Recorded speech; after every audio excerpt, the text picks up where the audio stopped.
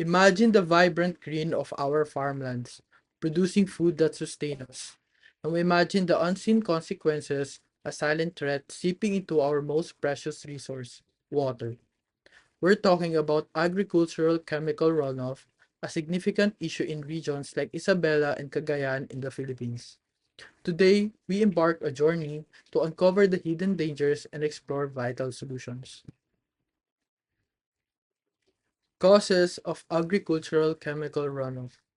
Let's first understand the root causes of agricultural chemical runoff, particularly focusing on the irrigation canals of Isabela and Cagayan. It's a complex problem, but by breaking it down, we can see where our efforts need to be directed. Source of water pollution in the Philippines. Globally, water pollution has many sources, but here in the Philippines, agriculture stands out, contributing to 37% of water pollution. This is a higher percentage than even domestic sewage at 30% or industrial waste at 25% and others at 8%. This highlights just how impactful farming practices are on our water quality. One of the primary causes is fertilizer over application. While fertilizers are essential for boosting crop yields, as seen from 1961 to 2005, where increased fertilizer use correlated with increased crop yield. Applying too much leads to an excess of nutrients like nitrogen and phosphorus. When it rains, these unused chemicals don't just stay in the soil. They wash directly into irrigation canals and rivers, creating a harmful nutrient overload.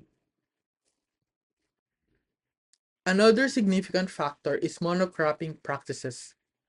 This is where farmers repeatedly grow a single crop on the same land. This practice depletes specific soil nutrients, making the land more susceptible to pests and diseases. To compensate, farmers often resort to using even more synthetic fertilizers and pesticides, creating a vicious cycle that increases runoff. Pesticides, though designed to protect crops from pests and diseases, contain highly toxic chemicals. Improper usage of pesticide is a major contributor to water contamination. In fact, studies show that chemical runoff contains a significant amount of herbicides at 73%, insecticides at 54%, and fungicides at 50%.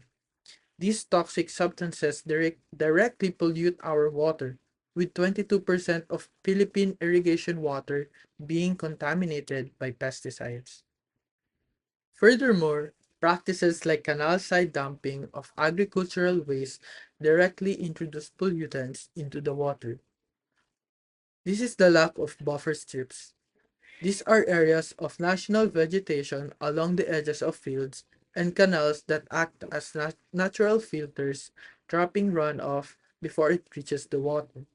Without them, chemicals have direct pathway into our irrigation systems. So how can we reduce chemical runoff? The challenges are clear, but so are the pathways to change. By adopting sustainable practices, we can significantly reduce agricultural chemical runoff and protect our precious water resources. Let's explore some effective solutions. One of the most impactful solutions is to promote organic and sustainable farming. This approach minimizes reliance on synthetic fertilizers and pesticides, encouraging natural methods like composting and crop rotation. By nurturing soil health, we reduce the need for external chemical inputs, leading to healthier ecosystems and cleaner water. Another key strategy is to encourage the use of slow release fertilizers. Unlike conventional fertilizers that release nutrients all at once, slow release varieties allow plants to absorb nutrients gradually. This minimizes the amount of excess fertilizer available to be washed away during rainfall, making the process more efficient and environmentally friendly. So instead of chemical pesticides, we should champion biological control. This involves using natural predators or other biological means to manage pests, reducing the need for harmful chemicals. This approach supports biodiversity and creates a more balanced agricultural environment. Importantly, we must establish vegetative buffer strips along irrigation canals and waterways. These strips of native plants act as a natural sponges and filters, absorbing excess nutrients and trapping sediments before they can enter the water, significantly reducing pollution.